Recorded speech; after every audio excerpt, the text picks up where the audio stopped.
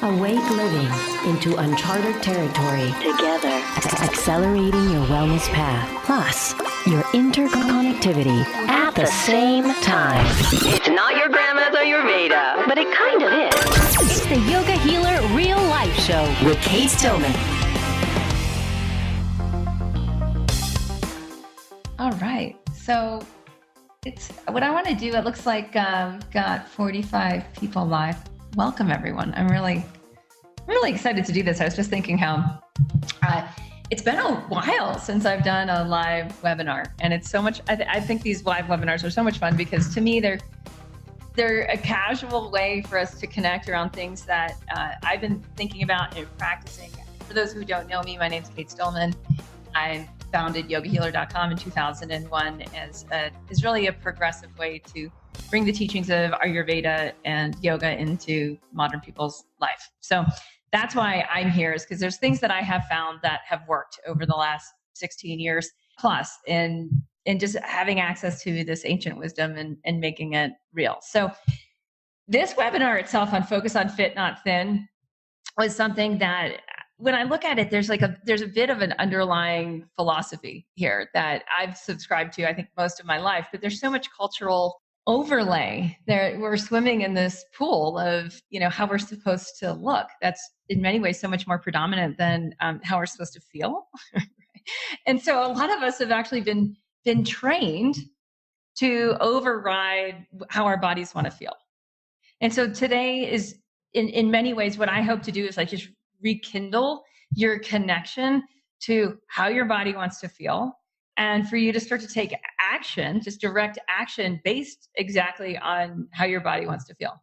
So that might seem obvious and ridiculously simple, but I think we can all, in many ways, just notice in our own in our own heads and our own self-talk and our own mental constructs and the words that go through our mind that often there are these really subtle ways that we're overriding even the most basic desires that our body has, which the two main desires we're going to talk about today is our body's desire to move, to really just orient to movement as a human being and as a species.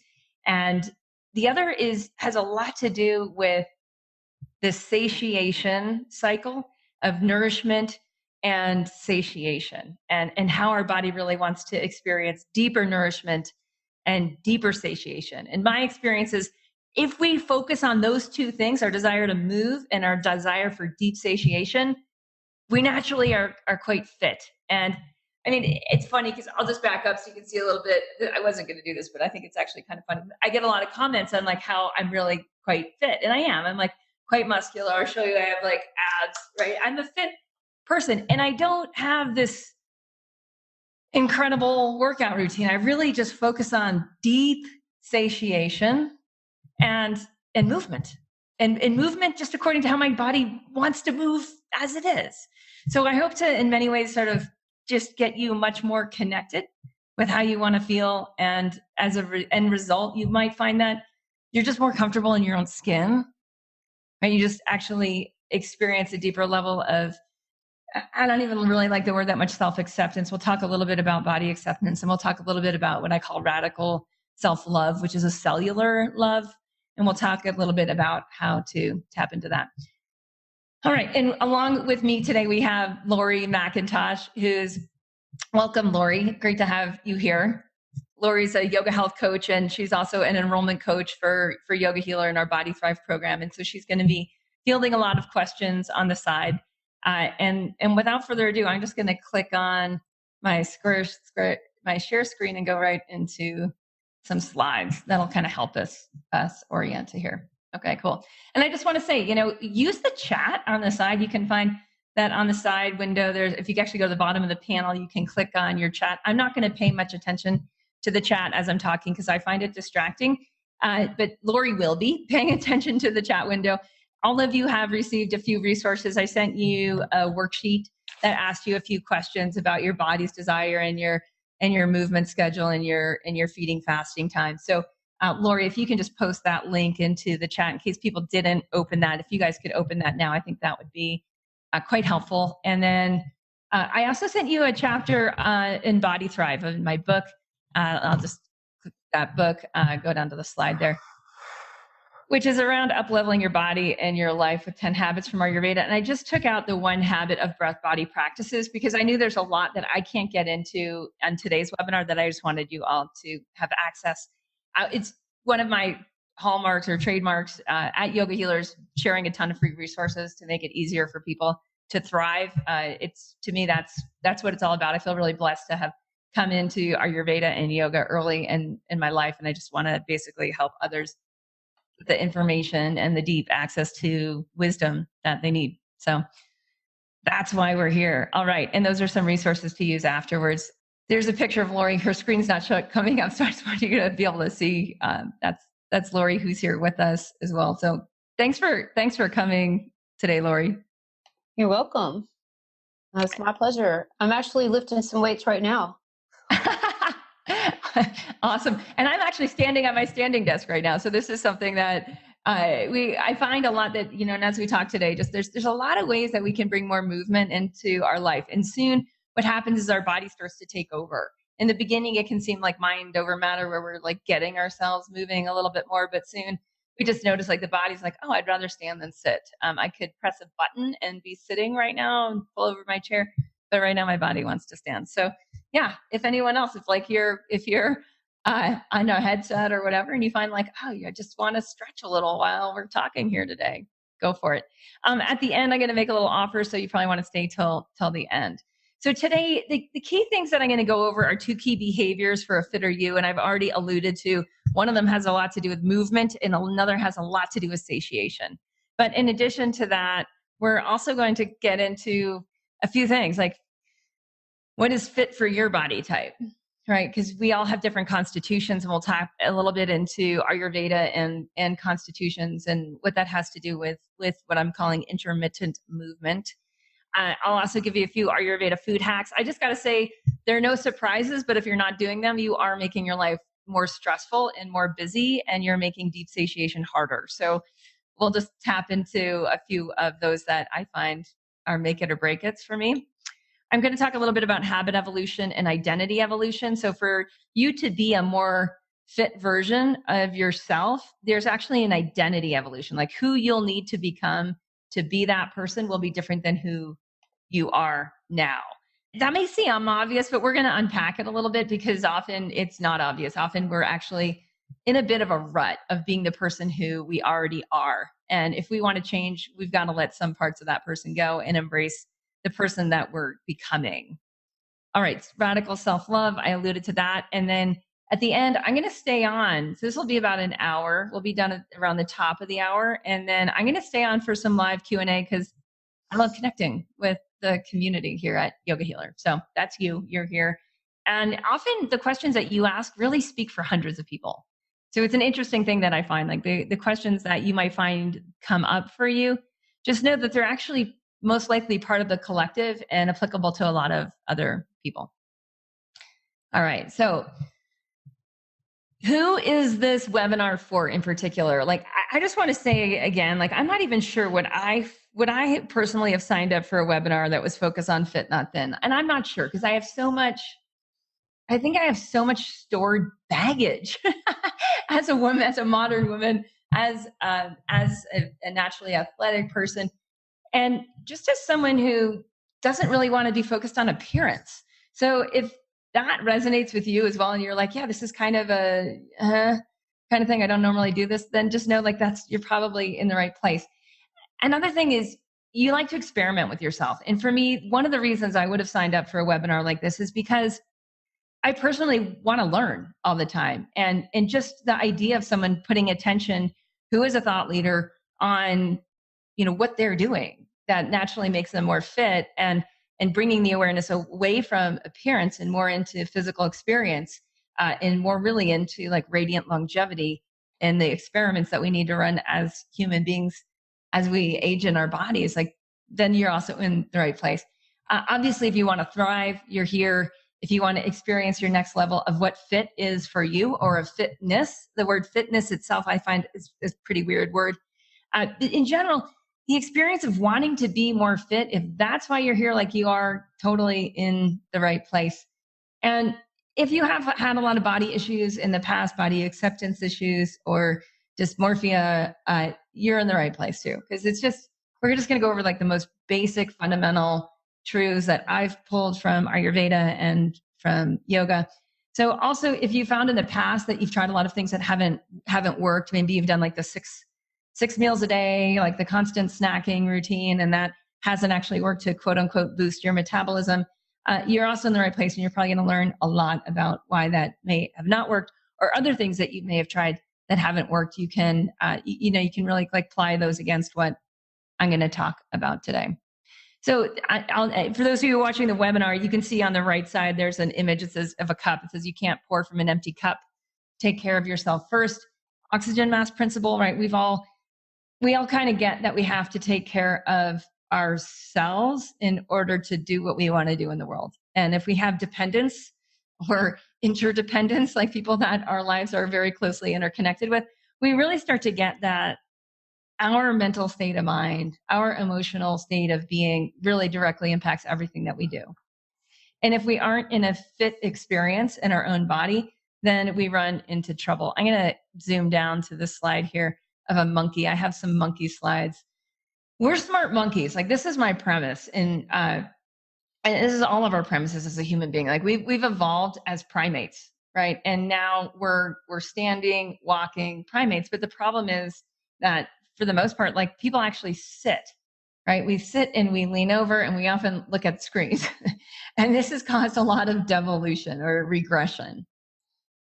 And, often when we start to see our own patterns in ourselves, we start to see like, oh, if I'm going to go back to the empty cup, if indeed we're not acting like a smart monkey, if we're not actually acting like an awake human being, we're not going to be as fit.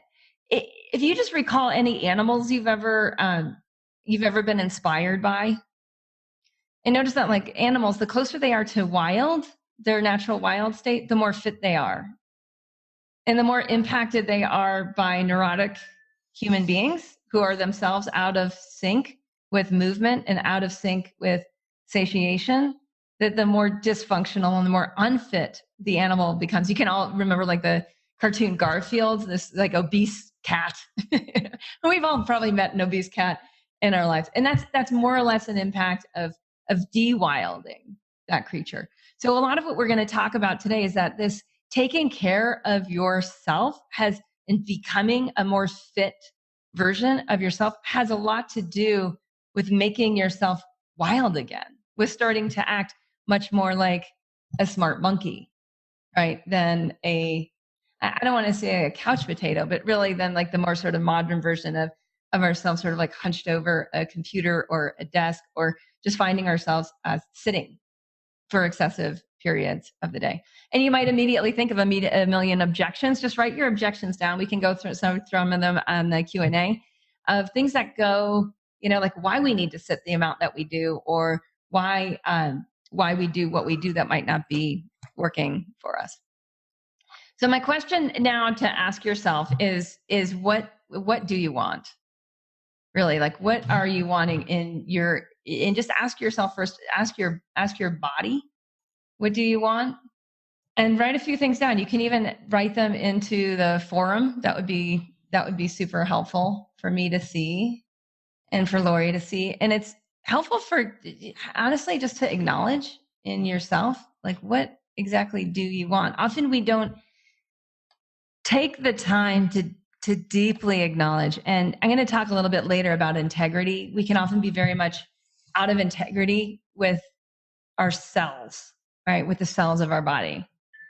And part of the way of getting back into integrity is to feel into, to sensate what it is that you want, what it is that your body wants.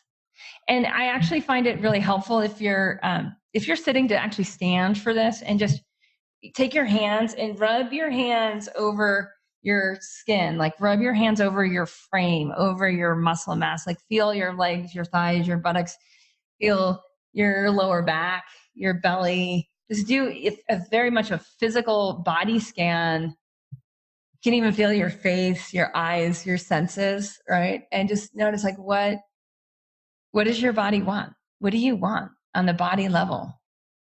And breathe that in. Let yourself feel enough to breathe that in and to notice and to accept that, whether, the mind kicks in and starts to come up with a bunch of mental chatter. That happens. And don't stress out about that. But just notice that that's there. And just notice what you want. And I know this is sort of, I'm like pausing and this is long and dramatic, but acknowledge it. Like, is your body at the right body weight? Is your mass right? Like your muscle mass to your bone mass? Is do you feel both at ease and strong? Do you feel fit? Do you feel like a wild animal version of yourself? Or do you feel somewhat like you've been hyper domesticated? And sometimes this is hard. Like sometimes we actually get a bit of I call it reckoning day. Like, oh gosh, I'm kind of far from where I want to be. And acknowledgement, right? Like that's really the first step of like, hey, that's okay. That's cool. Just being willing to feel that and to acknowledge that. And sometimes for many of us to acknowledge an integrity gap between where we're at and where we want to be, that's gold. That's pure gold. That's really the only thing that'll help you get to starting to go in that direction. Yeah, cool. This is cool. I can see in the chat, Sandra says that she's been working the Body Thrive, my book, the Body Thrive book. She's lost 25 pounds. That's awesome. That's really impressive. Doing yoga and yet feeling like, okay, there's this next thing of like, okay, my legs want to be stronger. So the more specific you can all be in this, the better. So if many of us, and what do you want? Your body might just be like, I am tired. Your body am exhausted. Like I want rest. I want to feel deep rest. I want to feel deep sleep. Some of you might be on pharmaceuticals that don't feel good, but you might be prescribed, right? And there can be an acknowledgement of like, I want to be more in my natural wild biochemistry. Fine, good. Acknowledge that.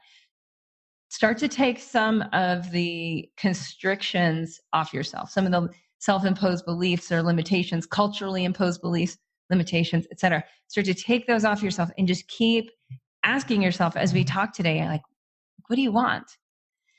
And often what happens is we get overwhelmed and we start to think of like, oh, our wants, our desires are too big or too far off. Instead, start to think about like just in this next chapter of your life, right? In the next chapter of your life, the next few months of your life, like how do you want to feel?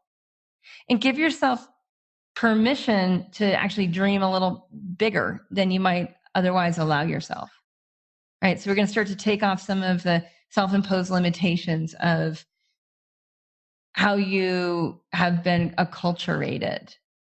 And we're going to start to say, like, we're going to toss out acculturation. Acculturation is really like focused on thin, less on fit. It's focused more on like food obsession than it is on deep satiation. So we need to start tossing out some of those things and really ask ourselves on a cellular level, how do I want to feel? What does thrive feel like? What does vibrancy feel like? I'm seeing some of those words. What is feeling wild again? Like what would that feel like? And then asking yourself as well, like what would that do for me? Like what are some of the actual long-term implications of me becoming more of that? Saying I can actualize my desires in real time. What are some of the side benefits of that? Like what are some of the big game changers, the reality shifters, if I become that? And when we ask ourselves that question, often things get a little even more interesting, right? Of like, oh, I can see how my body wants to feel and the kind of integrity my body wants to experience is tied into these other things starting to open up in my life. And the importance of all that is now we're starting to be able to tap into some of our motivation, right? We're starting to tap into the deeper why. And I'm just going to type that here into the panel is to, there we go, is like, why?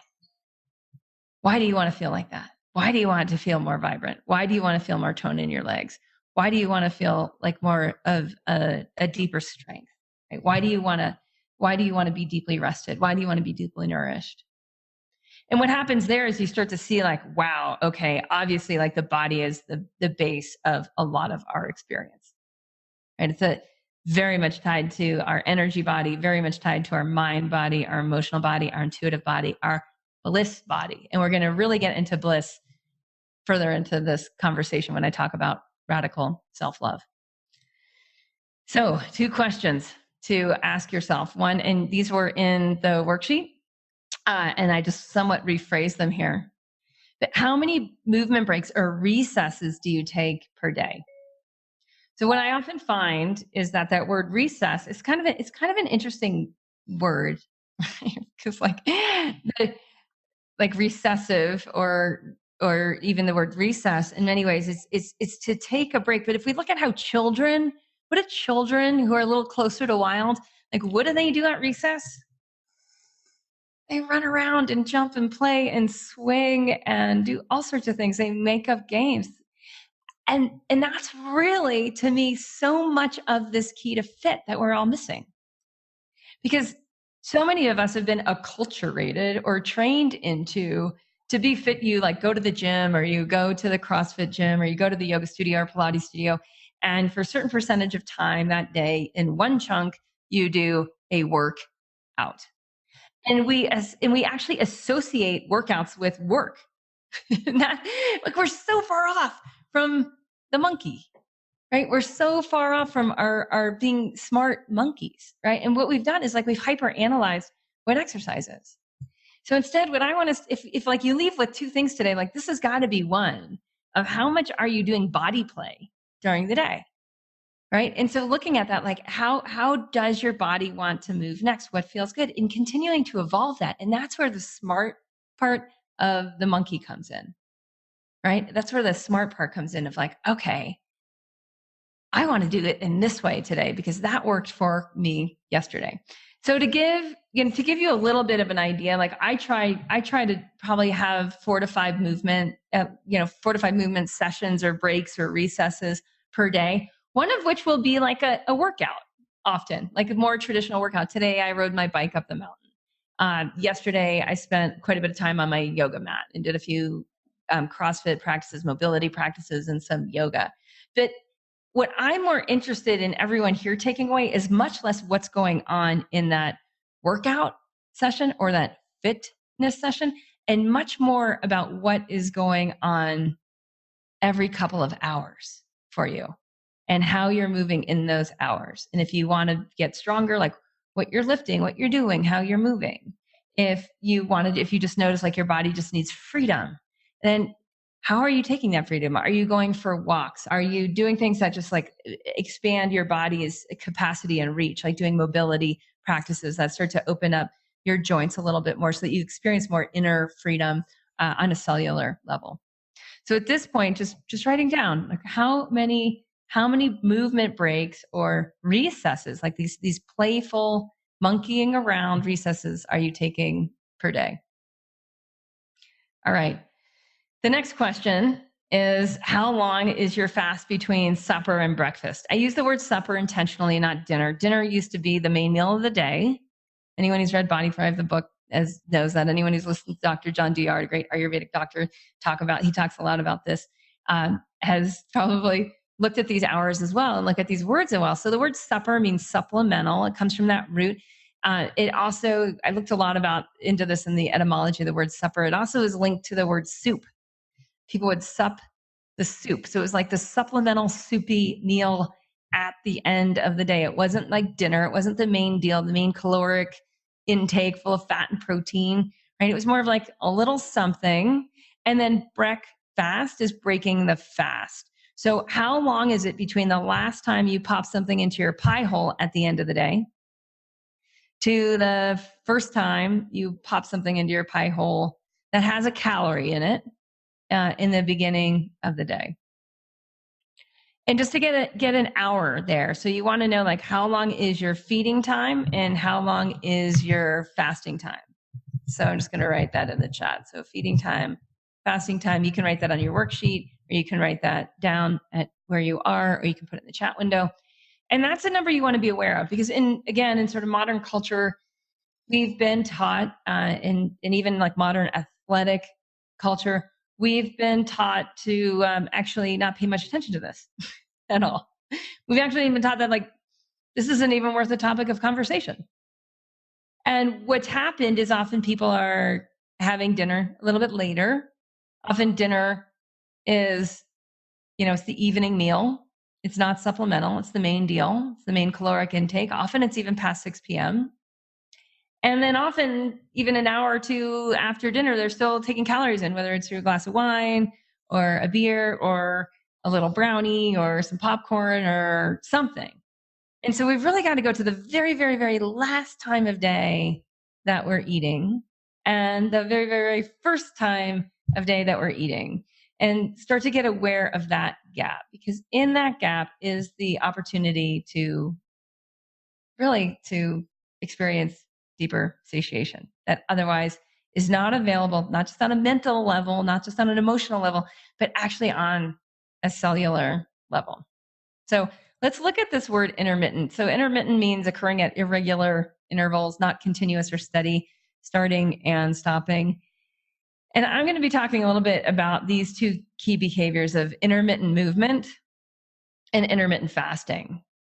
And to me, it's kind of an imperfect word, this word intermittent, but we're starting to see the term intermittent fasting coming up a lot more in pop culture and biohack culture.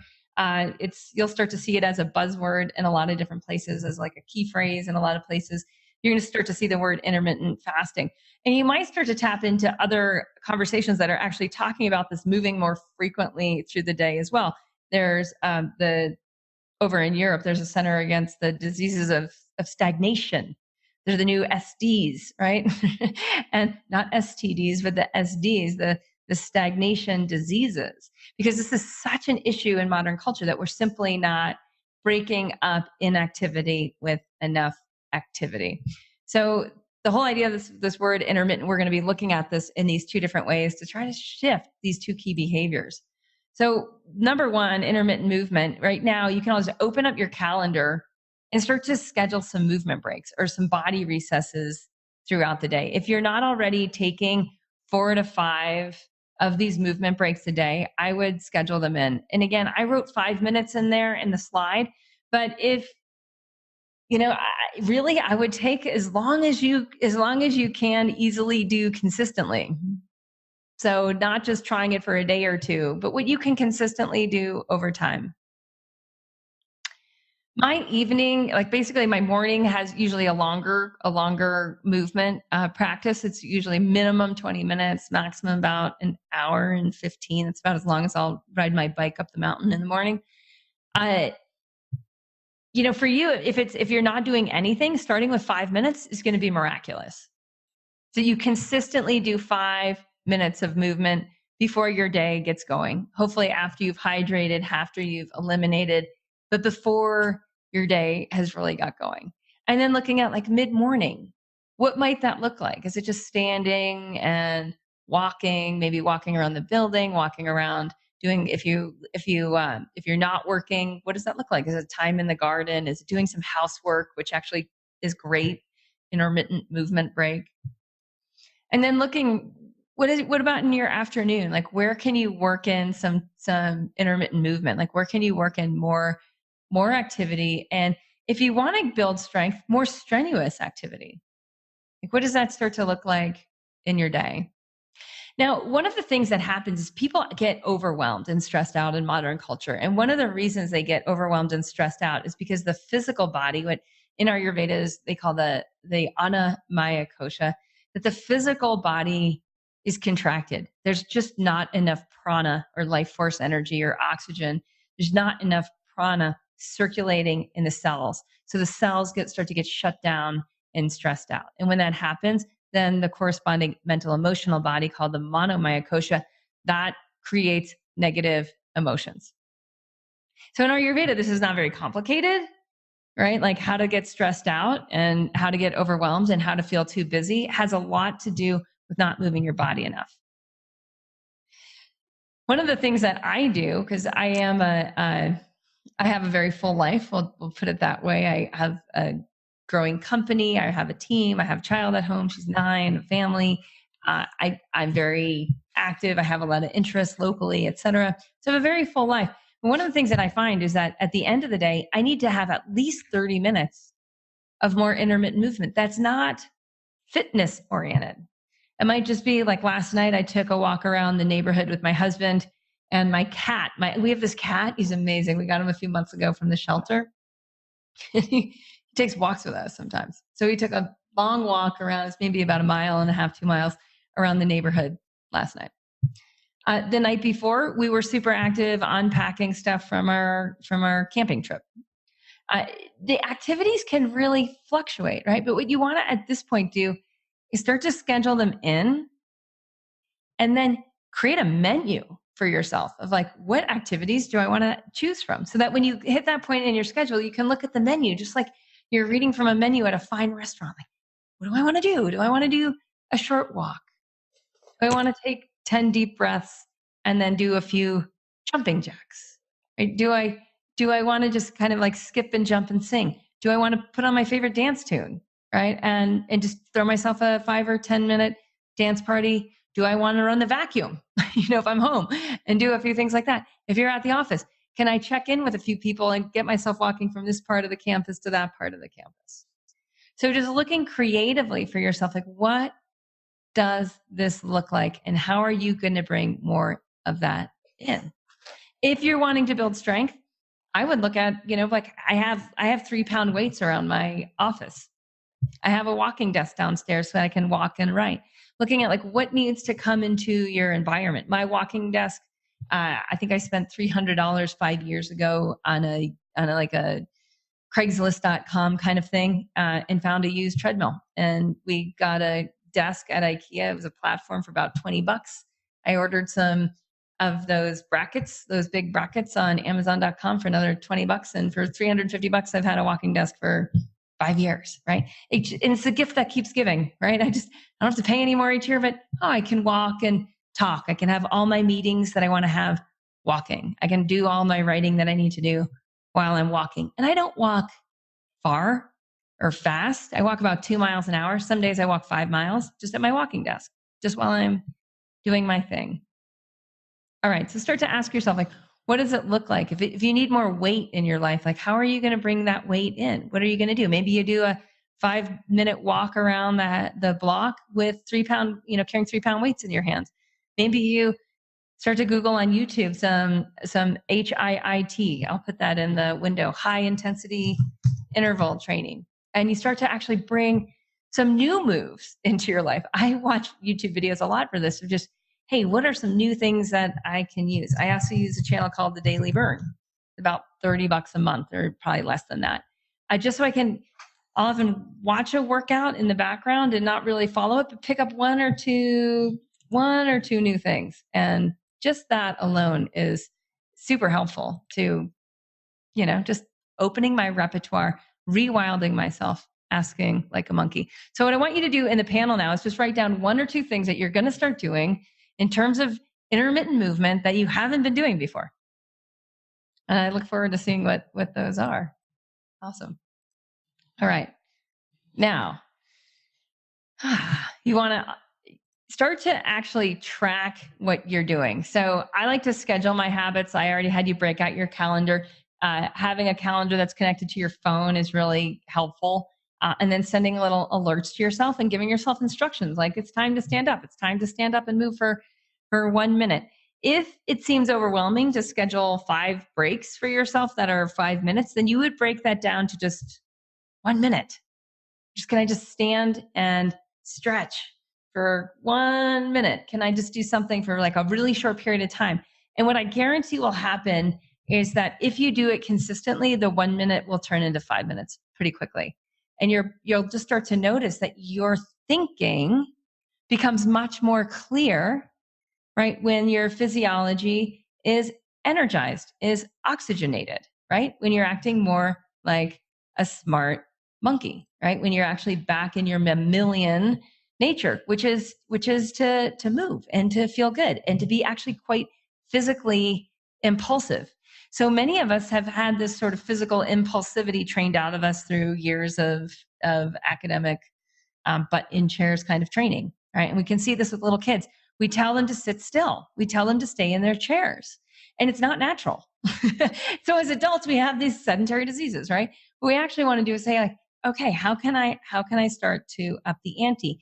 Now, any of you who are post 50 years old, you may have noticed like your metabolism is very much different than it was in your 20s. You might have noticed too that unless you actively build strength, it's not just right there for you. So you might need to really look at this too and say, like, okay, how am I going to actively build strength? Like what are the 5-minute exercises I'm going to do that will actively build my strength slowly, day after day after day, and start to plan those in. Yeah, good. It's good. I like there's a lot on the forum about crawling, rolling and crawling. Yeah, exactly. If we look at being monkeys, we start to see like there's all sorts of funky moves that we've been doing for millennia, right? For like literally like hundreds of thousands and millions of years. We like to hang. We like to pull ourselves up. We like to push ourselves up from the floor. We like to twist. We like to turn. We like to jump. We like to skip. We like to dance. Right? There's all these different things. We like to go upside down. We like to turn ourselves inside out. There's lots of different things we like to do to explore within our body. And that's what we want to wake up, is our naturally playful nature, so that we don't just find that we're just, hunched over, looking at screens, wondering why we don't have energy and why we feel overwhelmed. Yeah. Okay, cool. Now I'm going to go on to intermittent fasting. So this is the other chunk. This one's big, okay? And this one's going to push some buttons in some of you. I think starting with intermittent exercise, like that just makes sense. It just makes sense. When you sit around too much, you get grumpy and tired and you want caffeine and sugar, right? Like that just totally makes sense. But intermittent fasting, this is going to be a hard sell for some of you. And I just want to speak a little bit from the Ayurvedic perspective and then from personal experience. So you'll see this word, you'll see intermittent fasting a lot in the media now. Tim Ferriss talks about it a lot and he's kind of become a media giant in himself.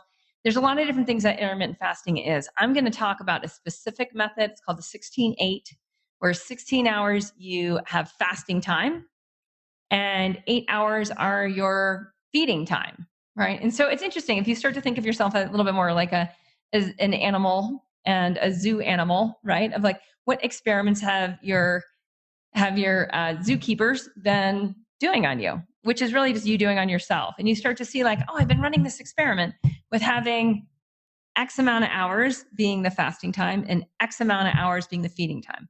So you already established that. We talked about that 10 minutes ago. And just look at that. Like, how are those numbers working for you? Right. And so we start to look at this always be experimenting. I call it ABX. It's a value that I use in the Awake Living course. And I really start to look at like, what's working there?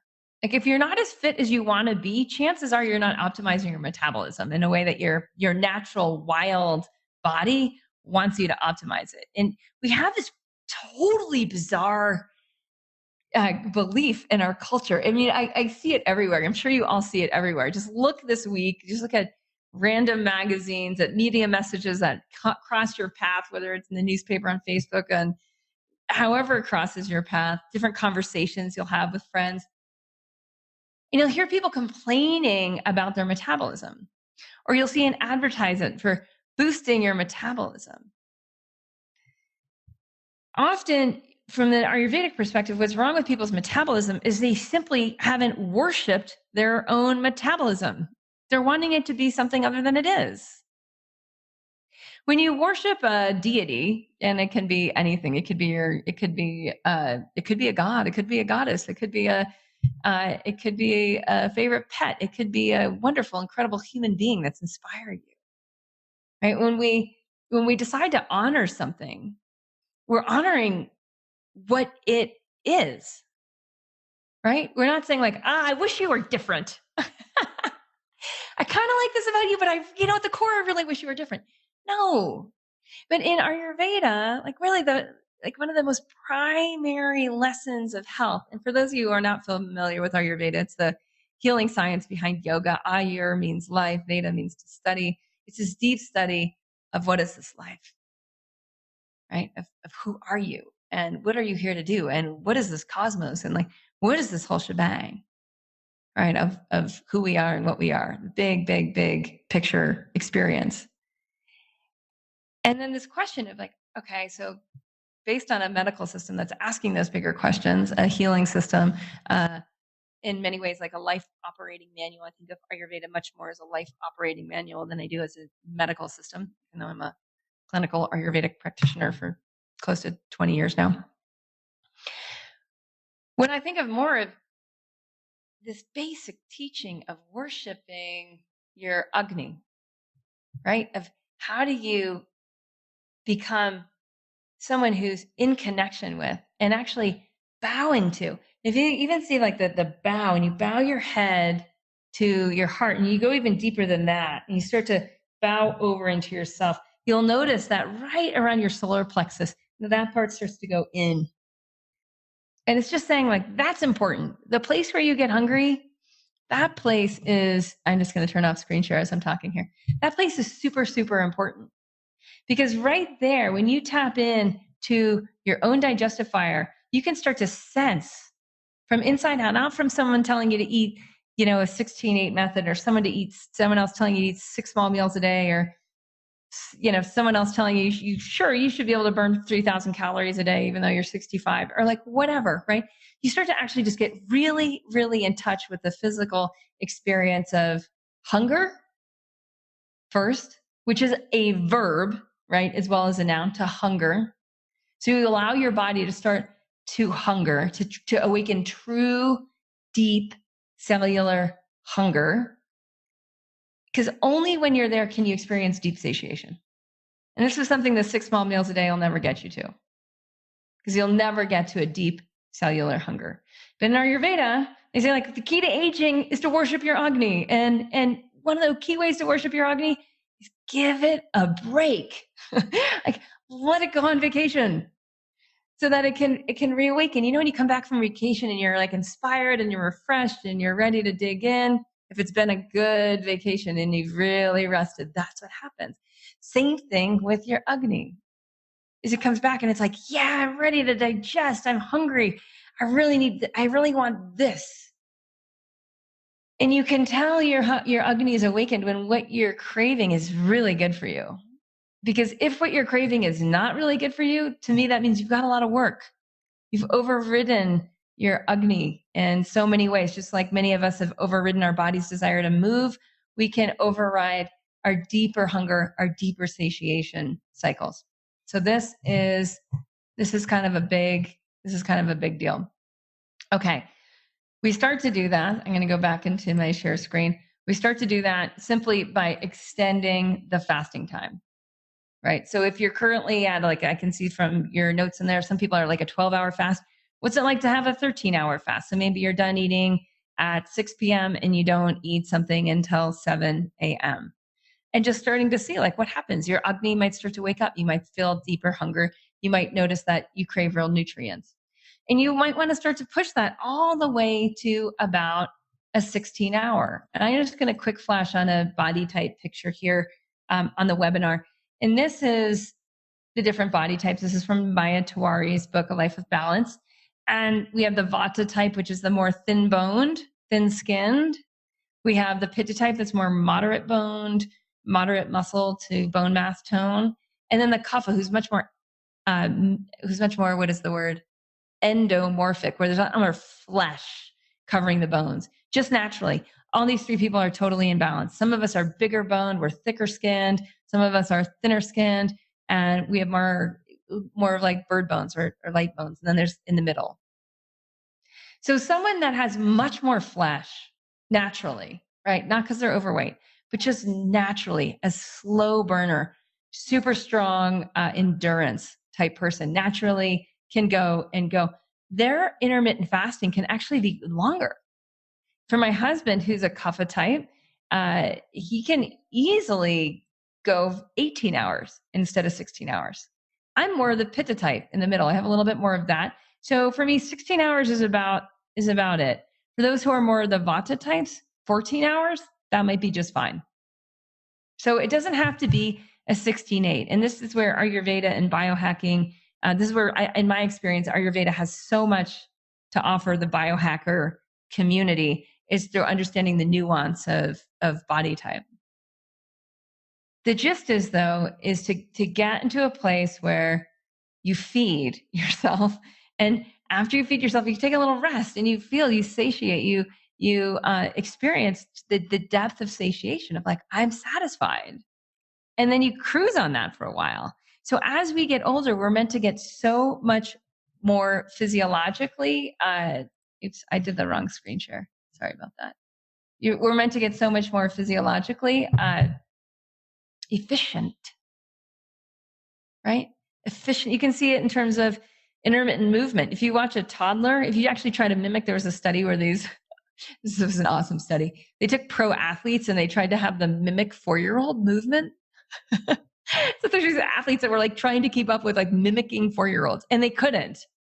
Like their bodies, like they just got totally exhausted. Our movement gets very efficient over time, but so does our digestion. So we're not needing to eat more as we get older. We're needing to actually eat less because our body can do so much more with so much less.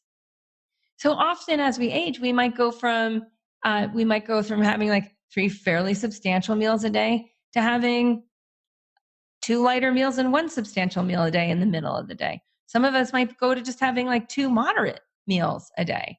And the point is, depending on your body type, depending on your activity level, depending on the messages your body's giving you regarding hunger and satiation, right? That's your feedback loop. That's the feedback loop that in Ayurveda, they say, just worship that and you'll experience your natural state, which is naturally fit, naturally energized, naturally life positive, naturally low stress. Okay. So what happens when you start to do that is you start to experience fat metabolism. So your body is starting to digest its fat tissue as an energy source. If you're eating 6 small meals a day, or your intermittent fasting time is like, 12 hours, or for some people even down to like 10 hours is really, really short, your body's not actually tapping into fat tissue. Now, in fat tissue, in Ayurveda, fat tissue it's so cool. It gives us an unctuousness. When we're digesting our fat tissue, when we're turning over our fat cells as an energy fuel, it creates lubrication. But the emotional experience of lubrication is love. It's like this ooey gooey, easy, slippery, slidey sensation. On the emotional level, it's love. So when we start to actually tap into fat metabolism, we naturally engender self-love. And this is where I often, with like the body acceptance movement, it's too mind over matter. When we really get into deep body acceptance, it happens because of fat metabolism. It happens because we're so, it's interesting, the cool term in Ayurveda for this is the Meda Dhatu, the fat level of tissue, right? It's agni is sama agni, that it has its own fire. And when we're metabolizing our fat tissue, we get to experience the balance of the fat tissue, of it in its optimal state, which is like, life is good. I'm good. It's all good. And there's a natural feeling of cohesion and merging and just desire to connect and play. The oil molecules themselves are naturally, like if you rub a little oil on your skin, you'll notice it spreads.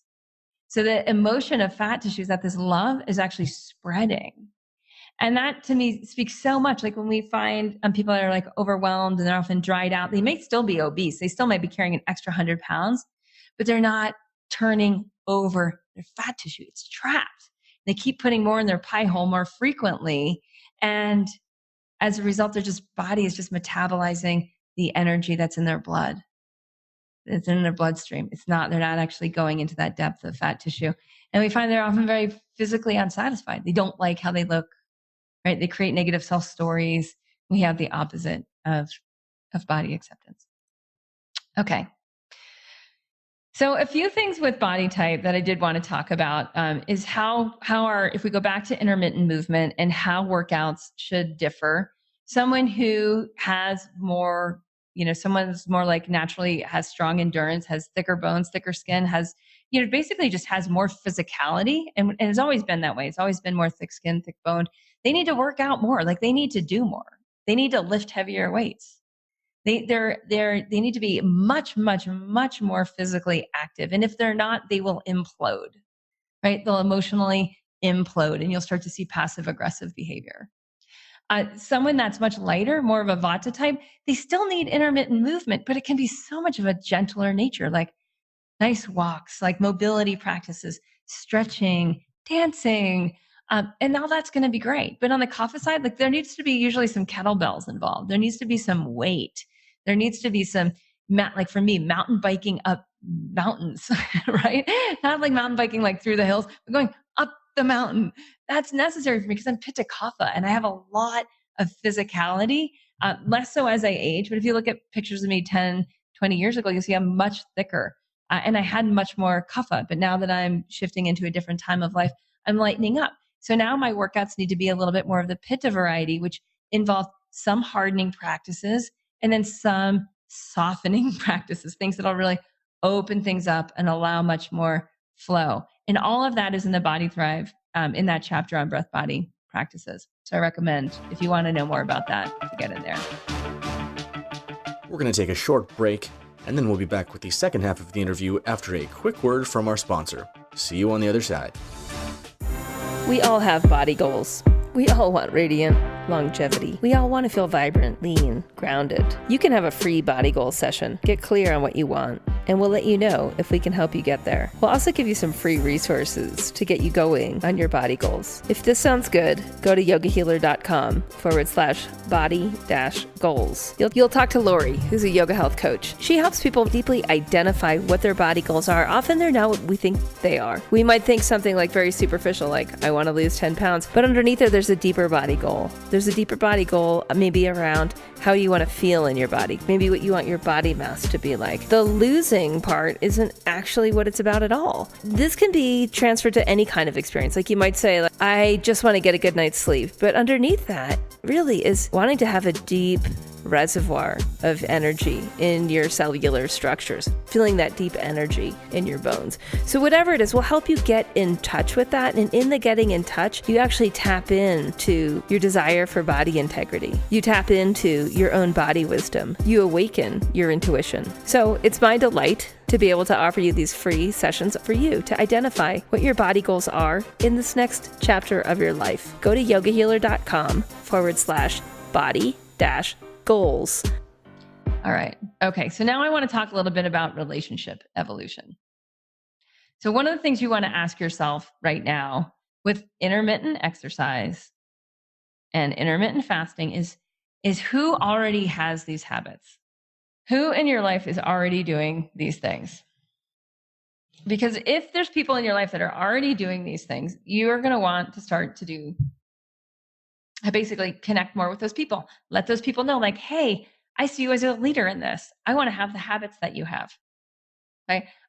Hey, you're already meal spacing. You're already intermittent fasting. Like, can I just tag along? Can I ask you questions each week? Like, I want to be in your realm. I want to be motivated by you in this. And this can really, really help. Often if we don't have people like this in our life, we need to get ourselves into a group or into a community where people already have these habits. I always say, like with habits, our habits are not our own. Our habits are communal.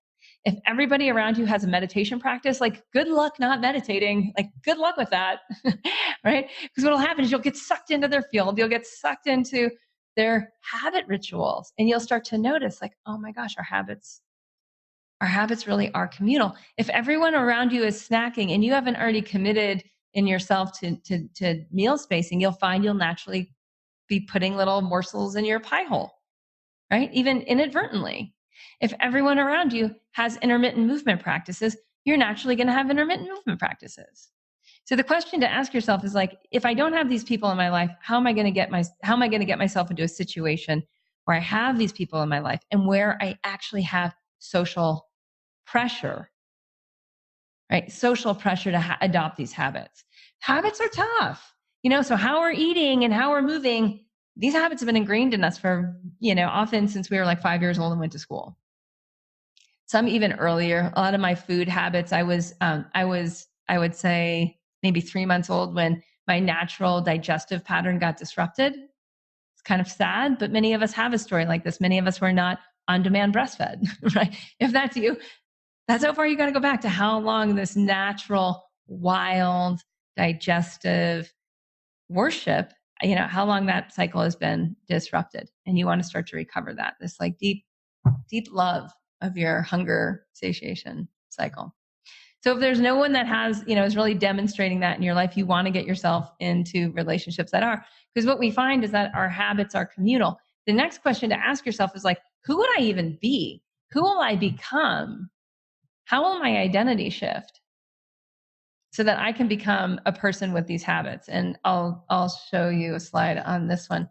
So this question of who am I and who is my identity? Often, just for you to ask yourself, like, if I'm the person that is exercising 5 times a day or moving 5 times a day, if I'm the person who's eating between the window of 10 a.m. and 6 p.m. and those are my hours, like what happens when this comes up in this relationship and that comes up in that relationship, and how will my relationships actually be affected? And then who will I need to become to do what's right for my body?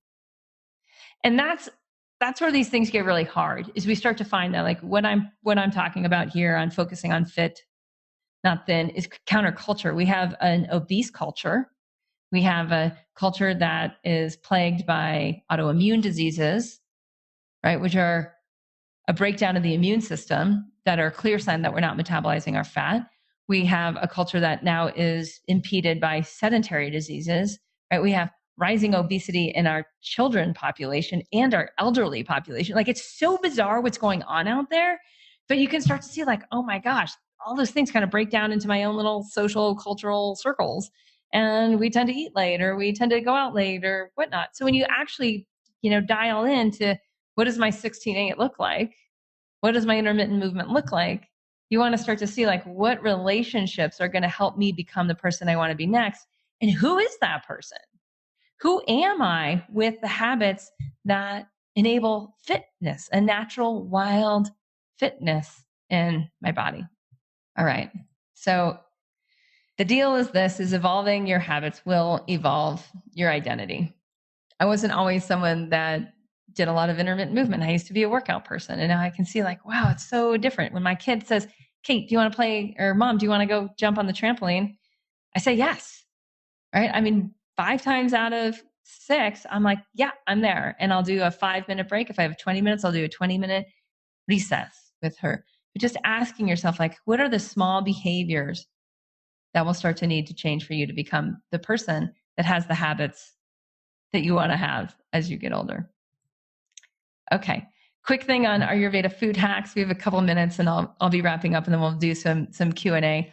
Ayurveda food hacks, like a big one is just eating lighter at night. I already covered that. It's the first habit in Body Thrive, earlier, lighter dinner. I offer a course on this, and I'll be talking a little bit about the next steps for those of you who actually are serious about investing in yourself and your habits. The other one, planning your meals, stocking your fridge and prep cooking ahead of time. This is huge. You want to really get clear on what you're going to be doing in the next week. So you want to have like a week by week plan and start to stock your fridge accordingly. Because otherwise what happens is you might find like, oh, I'd like to eat my bigger meal earlier, but I don't have what it takes to do that. So getting very clear on what planning you need to do in order to start to move towards intermittent fasting. And then buy seasonally and in bulk. This is such a typical Ayurvedic tip. And if you're not doing it, you're really kind of missing out on the eating seasonally and the natural abundance that helps stimulate deeper satiation. And it naturally tunes us in to the cycles of intermittent fasting for that season. I don't have time to get into all that now. It's much more in the Body Thrive course, but for now, and it's actually, there's a lot of it in the Body Thrive book as well, but just now, just kind of tune into like what's in season. Let me make sure I'm stocking my stuff and planning my meals around that. And that'll start to rewild me. That'll start to wake me up to my more wild self, and I'll be more attuned to wanting to move more. I'll be more attuned to wanting to actually tap in my awareness into my digestive cycle. Okay. There's a little picture of a weekly meal planner. We can send a link in a follow-up email with a little chart for if that makes it easier for you guys to start to plan. So what I want to talk about next is why people fail at stepping into what they want, right? Stepping into the desire, stepping into the habits that they want. And one of the real things is that our past habits, they have a momentum, right? Like what you've been doing for the last 5 years or 10 years or 2 months, that has a momentum. And if you're wanting to change that, right? If you're wanting to do something different, like you've got to know that momentum is like a tidal wave. The other big thing is that our past relationships have a momentum. All of our relationships have relationship agreements. Most of those for most people are not conscious or not verbalized or not actually, just are not conscious, right? And so often when we start to change our habits, it brings up all of our relationship agreements, or at least the ones that are most out of integrity with the person we want to become next. The other thing is we don't oftenly engage advanced peer support. Like we don't know how to actually put ourselves in a socially pressured situation that involves the social habits that we want to have. I know it's weird, like that one. But if you think about it, like how are you engaging with people that actually have what you want and making sure that is a big part of your life? This is something that I do all the time, and I notice a huge impact from it. Many of you have heard the saying, like, you are an average of the 5 people, right, that you spend the most time with. Like that's your peer support. So is that helping you or is that hurting you? The other reason people often fail is they bite off more than they can chew. So even after a webinar like this, they're inspired and they start to just try things that are too hard. So if they're fasting for 12 hours, they'll be like, oh, I can do 16 and then I'll work for a day and then it won't. So just getting into a peer support group that knows about how to bite off just as much as you can chew, it becomes really important to success. And the other big reason people fail is they don't actually know how to invest in themselves. They don't know how to invest in what they want. We've been taught to invest in 401ks and homes and mortgages and not how to invest in ourselves, which is self-defeating in the long run. Okay, so I'm going to talk to you a little bit about Body Thrive, which is the course to help people automate these habits, like to get these habits so that they're just naturally happening. Again, it doesn't mean everyone's doing a 16-8, like the Vatas might have a much longer spacing between whales, kaphas might be shorter, et cetera. It's not like everyone gets there overnight, right? But in general, moving people into the kind of habits that they want to experience over time. And this is so crucial. This is actually why I created this course. So like I said in the beginning, I started yogahealer.com in 2001. And it's been a long time. And what I found is my practice as an Ayurvedic practitioner is that most people didn't have the habits that would help them dissolve whatever diseases, mental, physical, emotional, relational, intuitional, right, spiritual, the imbalances that they had. And it's such an interesting thing, right? Like, using habits instead of treatment, instead of therapies, instead of supplements, instead of a specific diet, right? What I found was like, if they just had simple habits, if they just had these 10 habits of the yogis and Ayurveda gurus, or Vaidyas, they're called, have used for literally millennia after millennia after millennia, and people get better. So when I started coaching people on the habits, I noticed like, people get healthy faster. I noticed myself, like I was just getting healthier and healthier. My kid was born into a family that was naturally in intermittent exercise and to some degree in intermittent fasting, and she's naturally gone in that direction. It's incredible to see how stable she is mentally, physically, emotionally. She's totally an inspiration. So with Body Thrive, I'm just going to say a little bit about why it works and why it helps people get to where they want to be. One is we anchor your body's desire into small habit changes. You get proven guidance. Like I've been doing this for a long time and people get results. Like my people get results. We just ended a Body Thrive course last night. It was absolutely tremendous to hear, just how psyched people are, how they feel, what's automated, not just for themselves, but in their families, how that's impacted their bigger why, right? Whether that's career desires, whether it's just the desire to enjoy life and feel ease, whether it's getting off meds, whether it's weight loss. And in a few courses I've taught in the past year, for people who's 30 pounds in 10 weeks just from aligning their habits, not from even like looking at dietary changes, not from doing anything that is at all extreme, just small step by step, moving in the direction that their body desires. I call it falling into rhythm, right? Falling into balance. The other key thing is social pressure. If you're not putting yourself in a social pressure tank with people that have the habits that you want, like honestly, like good luck. Because otherwise the momentum is it's so moving against where you want to go. The other thing is helping people actually invest in their own personal integrity. Like at the end of the day, when you do that body scan, you want to be like, yeah, I'm solid. I feel so good for the stage of life I'm in, for my body type, for who I want to be. I know my keystone habit. I know the habits that are making the biggest difference. And I have a supportive community to help me continue to evolve these habits to experience radiant longevity, right? So to me, that's what it's all about. And then this other key part that I do not leave out, but I actually help people do, is evolve their own identity so they become the person they want to be next, and evolve their relationships in line with their evolving identity. I'm not going to unpack all that. Obviously, it's a big part of the course, but it's important because if you don't have those components, it won't work. Our relationships are too strong. They really are. All right. So if you're like, wow, okay, I really want to, I really actually do want to step into deeper integrity in myself. I want to honor my body's desires. We have a really easy way for you to just get into a conversation. You go to bodythrive.com/apply. And some of the benefits of just having a conversation, you'll talk to Lori, who's here she's been commenting on our chat window. But there's actually there's 5 benefits of just simply having a conversation. One is you anchor your bodies. You really start to actually get clear on what your body's desires are. You speak them out loud to another person. Another is that you get really clear on what you're willing to invest in and what you're not willing to invest in. Right? And so until you have a conversation that really brings up investing in something that if you feel it's a fit that would work for you, you get really clear on like how willing you are to invest in yourself. And to me, that's really important. You also get clear as to, in the conversation with Lori, you'll get clear into whether or not you have a peer support group that can help you get to your habits. And you also get really clear on what relationships might accelerate your progress and which might decelerate your progress. So whether or not you end up in Body Thrive with me on the course experience, I just would really encourage you to have a conversation so that you can start to answer some of these questions of like, am I telling another human being like what my body really desires?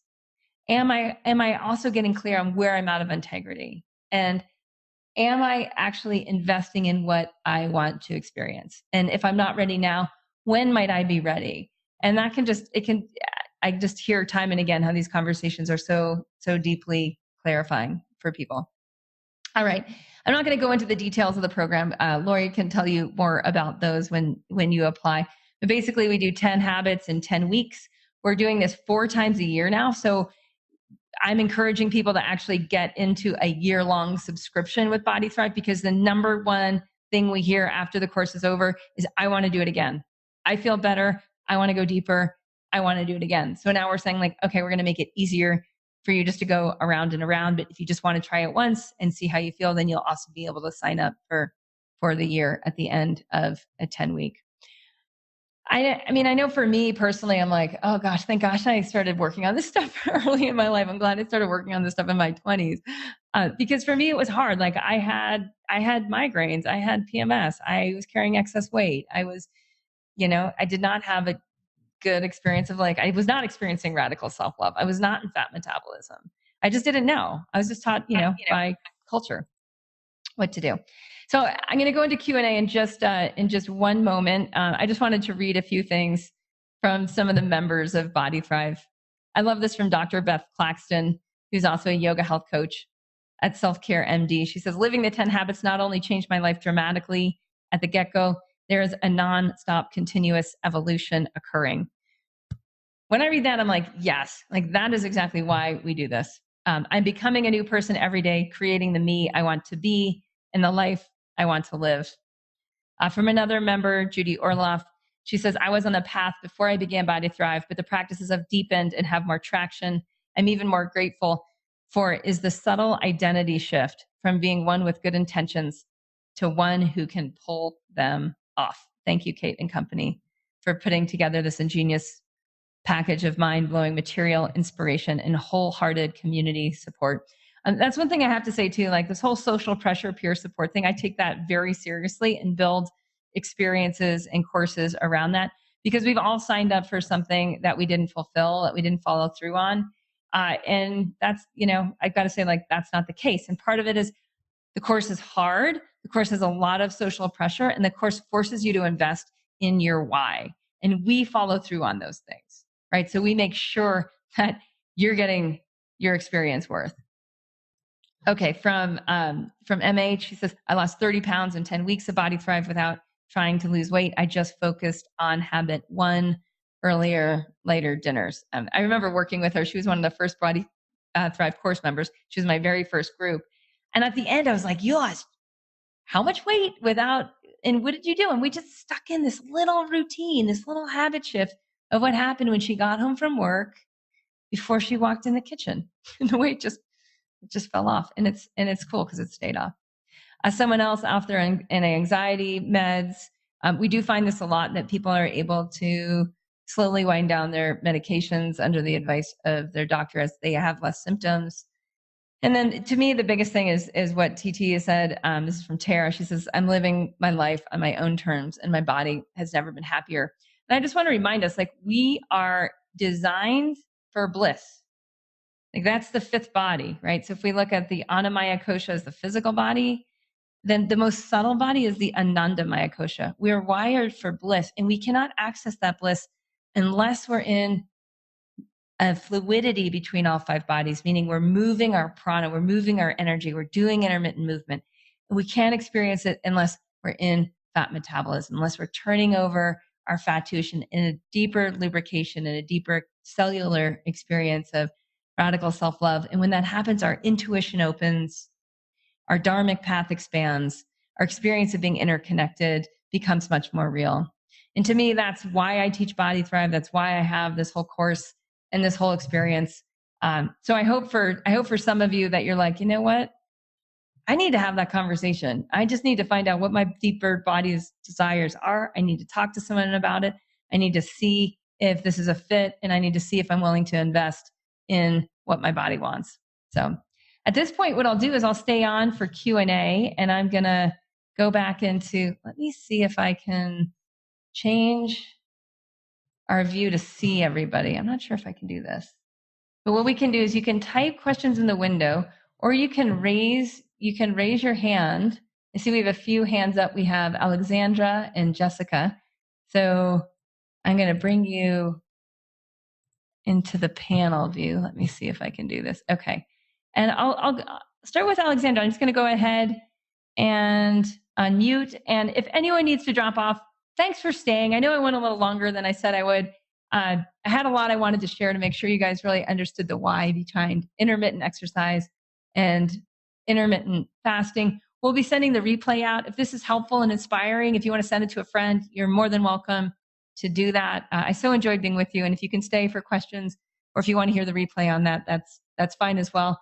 And again, I just really invite you to schedule a conversation with Lori. She's awesome. She's like the easiest person in the world to talk to. She's incredibly compassionate. She herself has had an autoimmune issue for years and has really had a lot of experience with the Body Thrive habits and can tell you what they've done for her. So to do that, go to bodythrive.com/apply. I have you guys unmuted. Lori, I'm going to go ahead and unmute you as well. Any questions, Lori, that you saw coming up in the chat window as we talked? Yes, I did. Jennifer just asked this question a second time, and it's, does drinking lemon water first thing in the AM break your fast? And I did answer no, but I'll let you expand on that. Yeah. So there's also a little bit, I just want to address too, there's a few different things that there's a lot of different leeway in, I think to some degree, in this exploration of intermittent fasting. And I just want to also say, like, from the Ayurvedic perspective, meal spacing is really important. And observing at least a 13-hour between dinner or between supper and breakfast is primary. And then after that, with intermittent fasting, a lot of the research actually turns more to the biohacking world. And in the biohacking world, there's a leader. His name is Dave Asprey over at Bulletproof. Some of you may have heard of Bulletproof Coffee or the Bulletproof brand. And one of the things that he does is he actually uses fat in the morning. So he doesn't do a true intermittent fast. And I've experimented with this, and I find it really easy for those of you who do get excessively, you're like, I wish I could do that, but I get too hungry and then I lose focus and then I can't do what I need to do in the day. What can actually work is taking in just pure fat first thing. And so using ghee, like the Tibetan yak butter tea, right? That is in many ways like an ancient intermittent fasting technique that can stabilize the brain. It feeds the mitochondria that your brain feed off of, so that you get really great mental focus and mental clarity, and you can extend that fast time. So, not just lemon water, but some people are even using Bulletproof Coffee, and you guys can Google that, Bulletproof Coffee and intermittent fasting, and find out more about that. That's not Ayurvedic per se, but to me, there's a lot of there's some leeway in that, of what to do. Other schools of thought with intermittent fasting will use stimulants. They'll use like that can sedate the appetite, like black tea or like coffee, which is super high in antioxidants, and has a benefit of, you feel it's a stimulant, so you're energized. Purists on this will say like, no, don't use stimulants. But for some people, it's a good transition into actually starting to feel like, it feels good to not be stuffed. It feels good to be empty. And deep satiation comes from the balance between being empty and being full. So I want to say there's a lot of experimentation in that. Lemon water is definitely sterile on the pure side. You can have as much lemon water or herbal tea as you want. I drink a lot of my own bubbly water. We have incredible mountain stream access here as our water source, and so I basically have a re-engineered soda stream with a big CO2 tank on it, and I drink a ton of mineral water, and I find like I can go for a really, really long time. And then when I break my fast, it's a bit of an occasion. It's like, okay, I'm going to leave this empty feeling and I'm going to fill up, and then I'm going to see how long I can run on that energy. So instead of, many people are in the mindset of like, how quickly can I eat again? This is the mindset of how slow and low can I burn? Because when I do that, I actually have a deeper level of happiness. It's a deeper, much more subtle level. And that's where this radical self-love starts to come in. All right, I just want to say too, to raise your hand, if you're calling in, you can press *9 and that will raise your hand. And then to unmute yourself, you can press *6. All right, any other? I've got another one for you from Rebecca. Yeah. I just lost her. Where did she go? Okay, so do you find that intermittent fasting schedule shifts during the summer? She finds herself less hungry during the day and not wanting to eat until the later, cooler evening hours. And this can sometimes feel like it's too close to bedtime for her, but her agony isn't feeling fired up at that 5 to 6 dinner window that she adheres to in the fall, winter, early spring. Yeah, so summer metabolism is really different than winter metabolism. So if we start to look at our agony on the annual scale, if we start to see like, our agony doesn't just cycle in a 24-hour, which we really focused on this webinar, but not only that, but it actually schedules on an annual cycle. That the summer cycle, we do not want to carry much extra on our bodies, right? Any extra weight we carry on our bodies in the summer is like insulation, and we get hot and sweaty and grumpy and irritated. Whereas in the winter, that amount of flesh might feel great. It might help us feel grounded and warm and secure. So in the summer, the foods mimic that. Right? What nature provides is the food that's appropriate for the season. So even the nature of the food in the summer is so much more quick energy. Right? Short-term bursts of quick energy. We've got like watermelon and snap peas and cherries and zucchini. And then in the fall, we have acorns, right? We have the nuts that are ready to be harvested. We have the harder fruits. We might even find that like if we're using dairy from animals, that the animals produce more milk then, right? After eating all summer, they have more chlorophyll in their bodies. They're producing more milk in the fall. So we can see too, like hunters will often hunt in the fall after the animals have been grazing all summer. They won't shoot the animal in the middle of the summer because the nature is providing so much raw, quick to digest food then.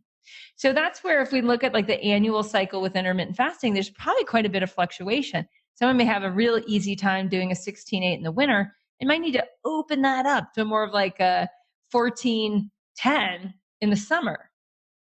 And to me, this is where it gets innovative and interesting, and we're, and kind of out of the scope of this call, but it is definitely the right question to ask.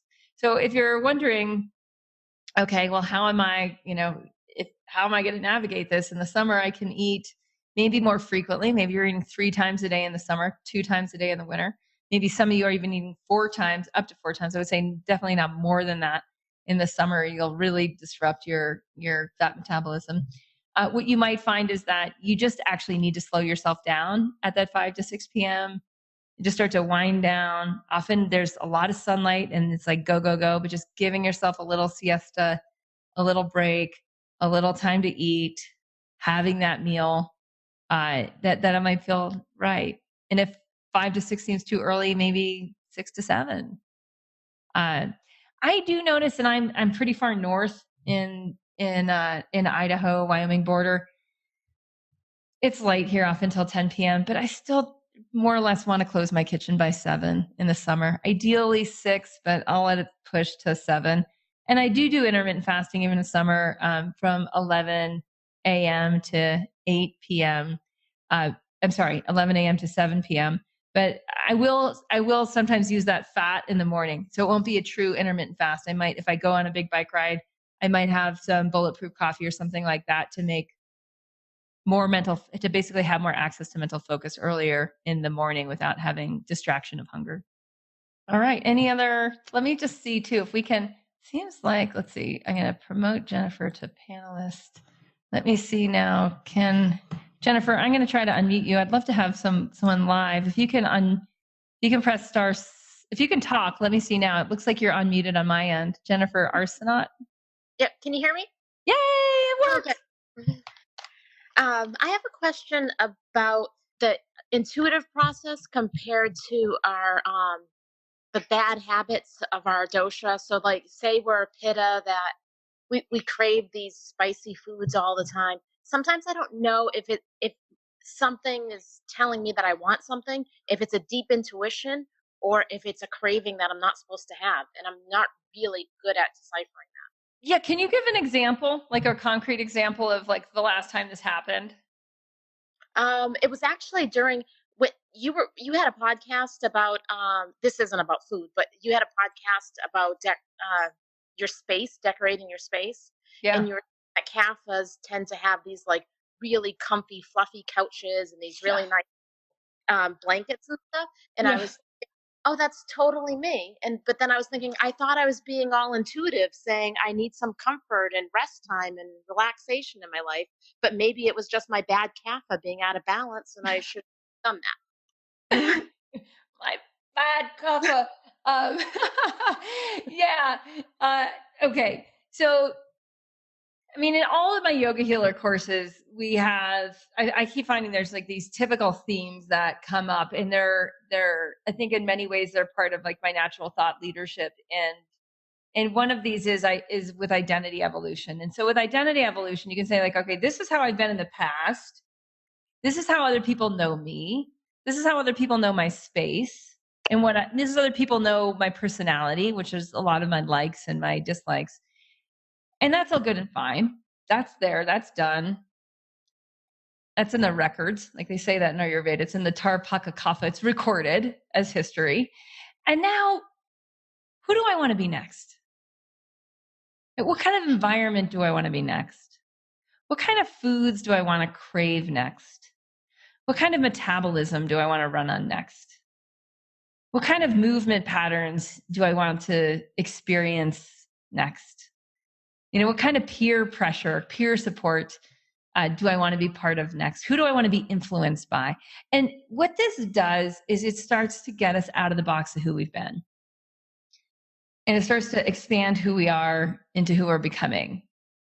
So at that point, asking about like this, the craving for comfort, like you may have healed something deep in the past 10 years. And that environment may have been incredibly nourishing to you. And now you're maybe healed. So you might have this whole thing of like, okay, now I'm going to get on with the show, right? Like now I'm going to be this person. And so when we give ourselves that kind of flexibility of character,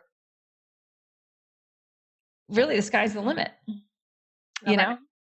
That makes sense.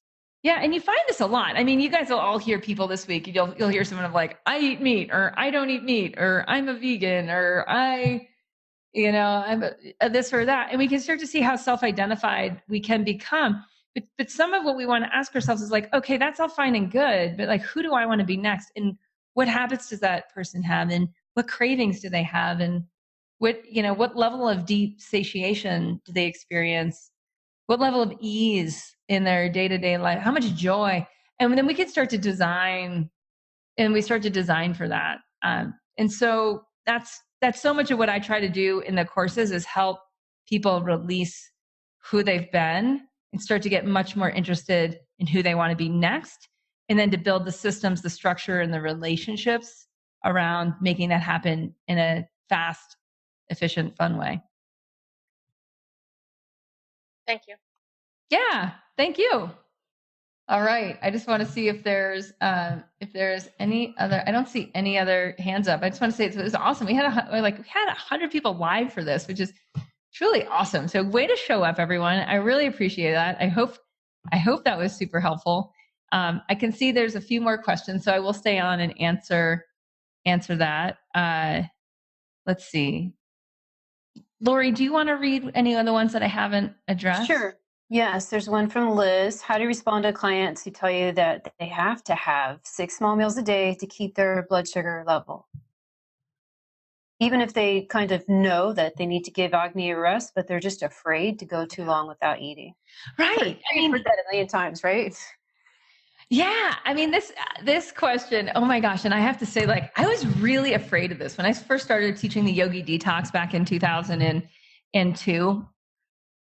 I was really afraid of the low blood sugar people, who had been told by their doctor or by their health practitioner to eat 6 times a day. And they'd come into yogi detox and they'd be like, well, this is how we detox. Like, we don't overwhelm our digestive fire. Like, we meal space, we eat enough, but we space our meals and we start to access this fat metabolism. In the beginning, and I remember actually August Grigsby, who lives down the road from me here. I think it was 2002, and this was her deal. And I was like, and I learned this from Dr. John Douillard, and he had said, just get people to try it for a week. And so I thought, like, okay, August, will you try this for just 1 week? And it can be like kind of an intense week. Can you just try to wean your body off just constantly being on this feed satiation, super short iteration cycle into a much deeper fat metabolism cycle? And can we just run this experiment? Because that what you're doing it was kind of making her crazy. She was a school teacher. She was getting, in many ways, her blood sugar was getting worse. Her blood sugar was getting less and less stable, not more and more stable from the 6 small meals a day, which is why she was there in the first place. So she ran the experiment for a week and it worked. It wasn't a fun week, but after a week, and she rewarded herself. She's like, if I do this, then I'm going to get a massage at the end of the week. So she had a little incentive in place, which is really smart with habit evolution. And it worked. And then from that point, she knew that if she just meal spaced, that her blood sugar was much more stable. And she was much more likely to have a good meal when it was time to eat. And that made a huge difference as well. So that's how I would respond, is give it a week. Read the book, read Body Thrive, whatever's going to help reinforce the teachings of, hey, you guys, the yogis are old. This is an old system. They've been dealing with blood sugar issues for 4,000 or 5,000 years. And this is what they say, this is the classic response of just get off of your constant feed cycle and see what happens. Our bodies are so meant to be stabilized in a deeper experience of ease and of bliss. We need to turn on that physiology. So another sort of incentive with this is you're either more or less, your metabolism is either in a fight or flight response, or it's in a rest and digest response. And one is so much more fun and easeful and connective, satisfying, peaceful. And the other is really kind of neurotic and kind of crazy making, where you like overschedule and you create more work for yourselves. And even going from eating 3 or 4 meals a day to eating 2 meals a day, you have so much more time in a day, and you really can enjoy your food and make incredible nourishing meals for yourself. If you're only doing it twice a day, it's so much easier than constantly like tracking down food and cleaning up or waiting in line at the restaurant or all of that. A lot of drama starts to just drop away. So I would say, Liz, the deeper response to that question is you need to know the why. Like, why do you want to stabilize your blood sugar? Because only then will you be willing to deal with some of the transitional discomfort of not doing that.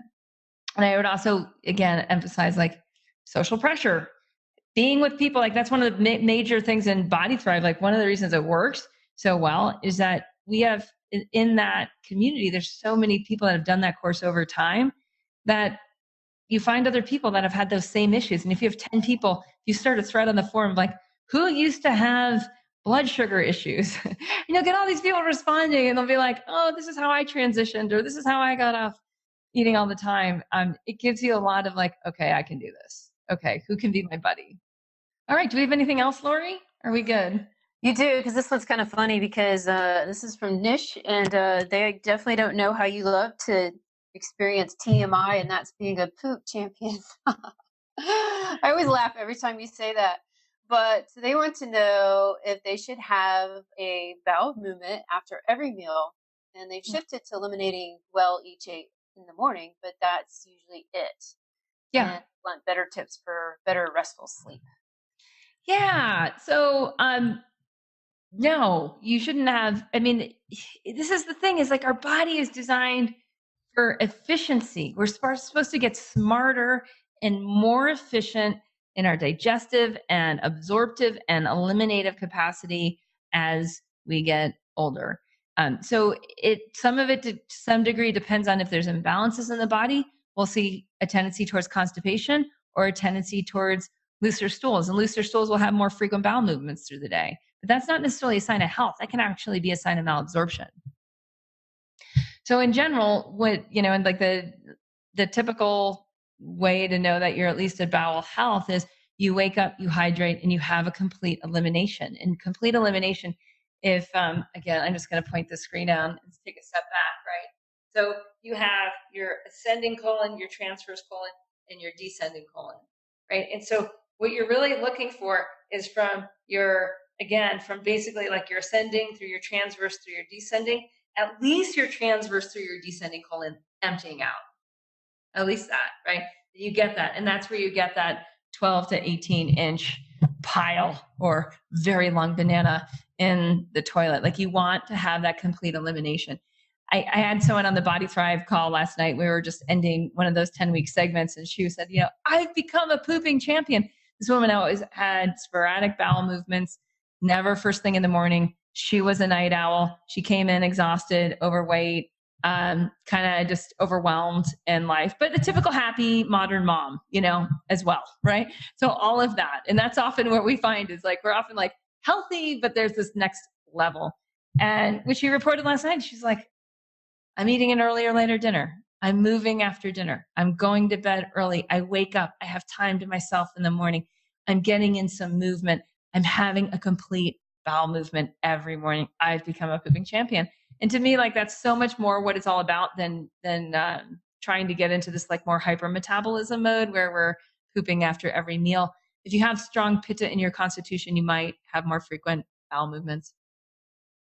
All right, we'll stay on. I'll do one more, and then I just want to make sure we let everybody go because I know this is cool. There's still 60 people live.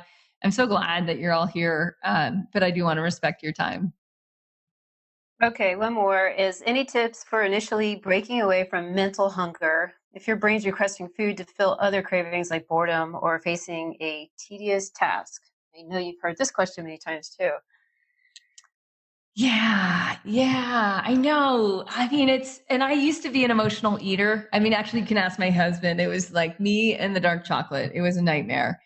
Oh, when I really look back at like what worked for me, it was honestly social support. It sounds so funny. Social support, social pressure, really good, positive peer pressure. But for me, it was honestly, it was like being part of the whole Body Thrive yoga health coaching system that really got me in integrity. It's just everyone else. I created a force field in which I made sure that this was the conversation that I was involved with. And that slowly over time, it became what I did. And I just keep seeing that time and again. It's like when we get really invested in the habits, when we get invested in a community that will basically peer support us into it, old patterns start to break down. If you're trying to do it on your own, I mean, you can read the million tips of like, stand up, drink water, go for a walk, like distract yourself, energize your pranic body. Those cravings will go away. But if you've already tried all that and it hasn't worked, then to me, it does honestly go to like, get invested in a community that'll make sure you evolve.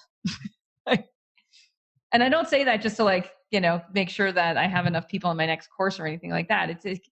It's just, this is actually what worked for me.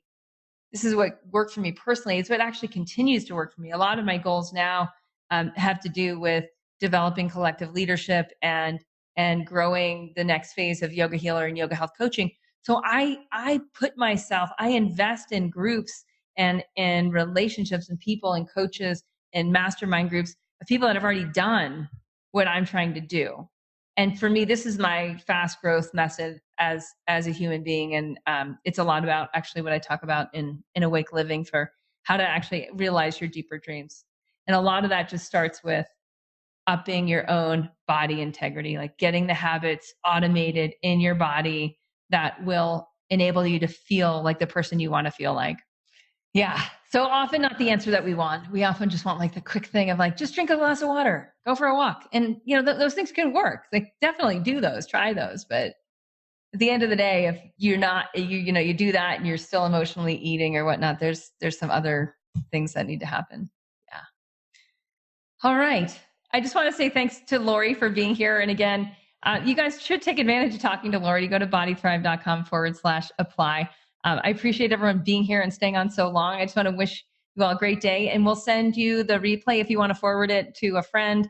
If you want to respond with questions there, you can do that, and I'll probably push them over to Lori to have a session. It's really fun it's really good for you to know what your deeper desires are, whether you're willing to invest in your own desires, and if not, like what's stopping you. And those are really good questions always for us to know about ourselves, and really for you to focus on this next chapter of your life. Like, who do you want to be next? What habits do you want to start to monkey around with? And how can you become a smarter, better version and a more fit version and a more in thrive version of yourself? Okay. Thanks all. I'm going to go ahead. I want to see if I don't think I can unmute all in these, but if I could, I would unmute you all and we could all say goodbye. But instead, I'm just going to say, mwah, it's been awesome. Catch you at the next one. Bye. Bye. Thank you, everyone. Yoga Healer Real Life Show with Kate Stillman. Yoga Healer.